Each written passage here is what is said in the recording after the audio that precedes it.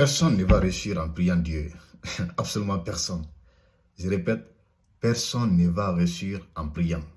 Le niveau de vie que vous avez aujourd'hui n'est que les conséquences de vos décisions dans le passé.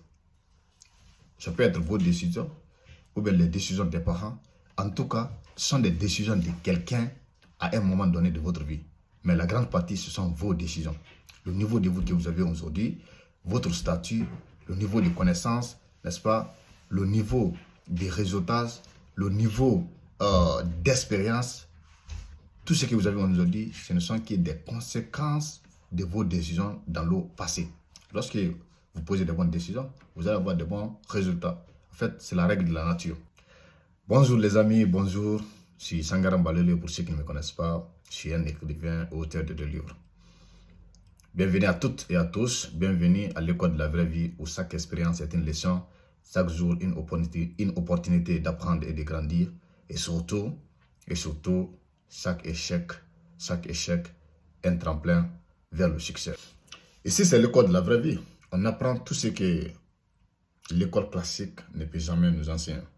Alors, encore une fois de plus, bienvenue à tous et à toutes.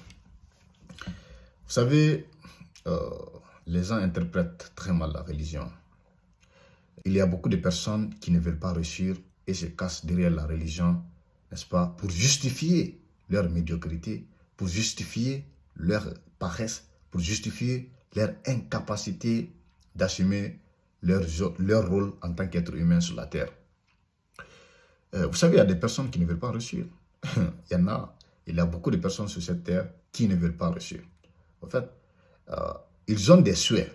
Je vais être ministre, je vais être entrepreneur, je vais avoir ça, je vais construire les maisons, je vais avoir ma propre voiture, je vais me marier en 2030. Ils ont des souhaits, mais ils ne veulent pas réellement. Vous savez, beaucoup de personnes veulent réussir, entre griffes. Mais moi, j'ai passé à des souhaits. Beaucoup de personnes formulent des souhaits de réussite.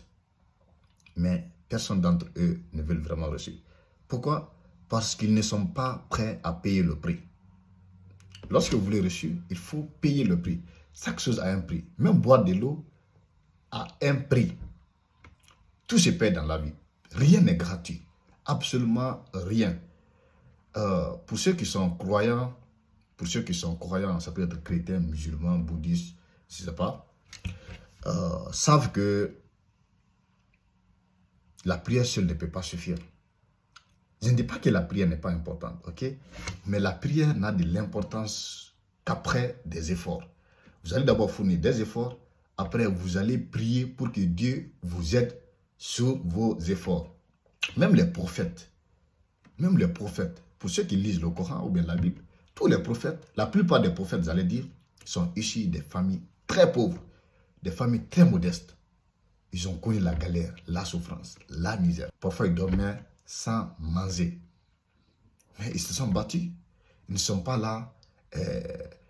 Ils pouvaient simplement s'asseoir et prier Dieu parce que, d'après les livres saints, les prophètes, il suffisait simplement qu'ils demandent Dieu et puis c'est réalisé directement. Mais pourquoi les prophètes ne sont pas assis dans la mosquée ou bien dans la Bible pour demander à Dieu de les nourrir, pour demander à Dieu de les rendre riches? Aucun prophète ne l'a fait.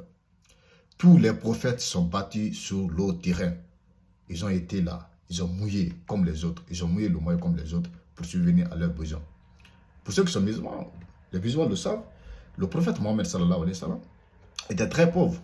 Il était issu d'une famille très modeste. D'ailleurs, il a perdu son papa avant même sa naissance et sa maman quand il était bébé. Donc, il a fallu qu'il se batte seul. Il travaille pour les gens. Il travaille comme, n'est-ce pas, dans ma langue maternelle, dans la langue sociale, on dit ça wali wali. En fait, c'est quelqu'un qui transporte les bagages des autres d'un côté à un côté, d'un point A à un point B. Le prophète Mohammed sallallahu alayhi wa sallam, il partait dans une autre ville ou même dans un autre pays pour acheter les marchandises des autres et les renvoyer à la Mecque. Et c'est sur base de ça qu'on le payait. C'était ça, lui, son travail. C'était un passeur. Il voyageait pour les gens. Les richards qui n'ont pas le temps d'effectuer le voyage ou bien ils n'ont pas la capacité d'effectuer le voyage parce qu'ils sont fatigués ou bien voilà, ils ont d'autres tâches, on le confiait ces rôles-là. Et il vivait de ça. Même sa femme était sa patronne en quelque sorte. Il, n'est-ce pas, partait acheter les marchandises pour sa femme, l'envoyer, avant qu'elle ne soit sa femme. Je pense que c'est dans ça elle a trouvé que non, le prophète était très intègre, était honnête. La femme avait 45 ans, je crois bien si je me rappelle. Et le prophète Mohammed sallam avait 25 ans. Et ils se sont mariés. Donc, il ne faut pas mal interpréter les Écritures. Tu ne peux pas t'asseoir à ne rien faire et dire Dieu, Dieu, Dieu. Non, Dieu n'est que pour les batailleurs. Dieu n'est là que pour ceux qui se battent. Dieu a partagé la richesse en abondance. Tout le monde a sa part, mais il faut aller le chercher. Okay? Peut-être que ta richesse t'attend à un certain niveau. Mais si tu n'es pas prêt à aller le chercher, ben, tu ne peux pas continuer à accuser Dieu, ou bien à accuser le gouvernement, ou bien à accuser ton papa. Non, moi je suis d'une famille pauvre. C'est pourquoi. C'est ridicule. C'est vraiment ridicule. Il y a beaucoup de personnes qui ont connu les mêmes travers, les mêmes galères, les mêmes prières, les mêmes souffrances que toi. Mais aujourd'hui, ils sont à un niveau très élevé. Ok, ils sont riches. Il y a beaucoup de personnes qui sont allées du même point de départ que toi. Peut-être même qui ont connu de la souffrance que toi. Mais aujourd'hui, ils ont un bon niveau de vie. Ils ont un statut hors pair. Ils ont eu tout ce qu'ils voulaient dans la vie. Pourquoi? Toi, tu ne peux pas le faire. Vous êtes né dans le même quartier. Vous avez grandi dans les mêmes circonstances. Et eux, ils sont en sortie. Pourquoi pas toi? Qu'est-ce que lui, il a fait que toi, tu n'as pas pu faire? Est-ce qu'il s'est assis là, s'est lamenté, à accuser le gouvernement, à accuser Dieu de sa souffrance? Parce qu'il faut le reconnaître aussi, il y a des gens qui accusent Dieu, qui mettent tout sur Dieu. Parce que pour moi, dire que c'est Dieu qui est responsable de nos destins, c'est Dieu qui est responsable de nos souffrances, c'est Dieu qui est responsable de notre malheur, je pense que c'est accuser Dieu à tort. D'accord, c'est Dieu qui fait tout, mais il nous a laissé le libre arbitre. C'est lui-même qui l'a dit. Je vous ai donné la santé, la connaissance, et je vous ai envoyé les prophètes, également les livres saints. Maintenant, c'est à vous de choisir ce qui est bon pour vous ou bien ce qui est mauvais. Dieu, lui, il a fait sa part. C'est à nous de jouer notre rôle. On ne peut pas continuer à accuser Dieu de tous nos malheurs. Ce n'est pas possible. Dieu a dit, c'est Dieu-même, lui, qui l'a dit, qu'il ne t'aide que ce sur quoi il te voit. S'il te voit sur la paresse, il va t'aider dans ce sens. S'il te voit, n'est-ce pas, dans le travail acharné, il va t'aider dans ce sens. S'il te voit que tu es ambitieux, tu veux réussir, tu veux t'en sortir et que tu travailles pour ça, il va t'aider dans ce sens. Parce qu'il ne faut pas aussi simplement dire, moi je vais réussir, je vais être telle personne, je vais être telle personne. Ce n'est rien, absolument rien. Ce ne sont que des souhaits. Tu ne les veux pas. Ok?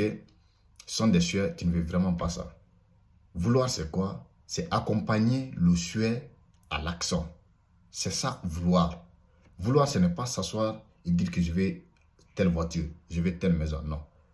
Vouloir, c'est le souhait et l'action. Le souhait plus l'action, c'est ça, vouloir. C'est ça qu'on peut dire, tu veux. Si tu t'assois seulement, ça c'est un souhait. Dieu ne vous aime pas plus que les prophètes. Il ne peut jamais vous aimer comme les prophètes.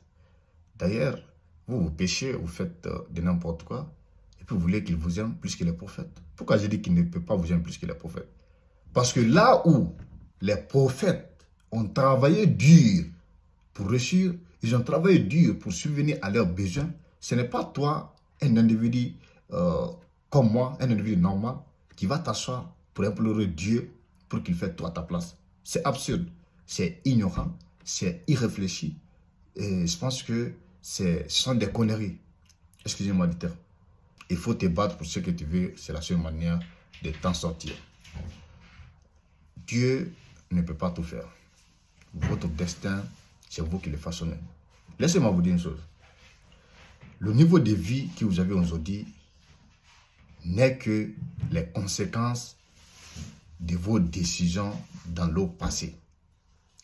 Ça peut être vos décisions ou bien les décisions des parents. En tout cas, ce sont des décisions de quelqu'un à un moment donné de votre vie. Mais la grande partie, ce sont vos décisions. Le niveau de vous que vous avez aujourd'hui, votre statut, le niveau de connaissances, n'est-ce pas? Le niveau des réseautages, le niveau d'expérience, Tout ce que vous avez aujourd'hui, ce ne sont que des conséquences de vos décisions dans le passé. Lorsque vous posez de bonnes décisions, vous allez avoir de bons résultats. En fait, c'est la règle de la nature. Vous ne pouvez pas vouloir une chose et son contraire. Dans ma langue maternelle, on dit que tu ne peux pas s'aimer le manioc et récolter le riz. Ce n'est pas possible. Ok? Donc, il faut payer le prix. Il faut suivre le processus. Ok? Il faut suivre le processus. The process. You have to trust the process. Ok? Il faut avoir confiance en Dieu. Il faut avoir confiance en Dieu, mais aussi il faut jouer ta part. Il faut jouer ton rôle. Merci infiniment les amis. C'est Sangaran Baloele, l'écrivain noir. Encore une fois de plus, merci d'avoir suivi cette vidéo jusqu'à la fin. Si elle vous a intéressé, n'oubliez pas de liker, de commenter, laissez votre avis, partagez-nous vos expériences. Dites-nous dans quelle famille vous êtes ici. Est-ce que c'était une famille aisée ou bien une famille modeste comme la mienne? Et quels sont les mécanismes, vos stratégies? Si vous êtes quelqu'un qui a réussi, quels sont les mécanismes que vous avez en place, quelle discipline vous avez mis en place pour atteindre ces niveaux? Je pense que ça peut nous aider ici, ça peut aider chacun d'entre nous, ça peut aider beaucoup de jeunes à s'orienter. Partagez-nous vos expériences. Si aussi vous êtes en train de travailler pour réussir, faites-nous quels sont vos plans, quelles sont votre ambition et quels sont les plans que vous avez mis en place pour atteindre cet objectif. Quel est le niveau de votre progrès? Est-ce que vous vous rapprochez de votre objectif ou bien vous vous éloignez? En tout cas, quel qu'en soit, il faut nous partager vos expériences. Vous savez, c'est l'école de la vraie vie. Chaque expérience est une leçon. Que ce soit une mauvaise expérience ou pas, si c'est une mauvaise expérience, ça pourra aider quelqu'un à éviter les mêmes erreurs que toi. Si c'est les bonnes expériences, la personne pourra suivre tes pas et les améliorer pour gagner en temps et d'énergie. Encore une fois de plus, merci beaucoup. One love. Mon nom est Sangaran Baloele, l'écrivain noir.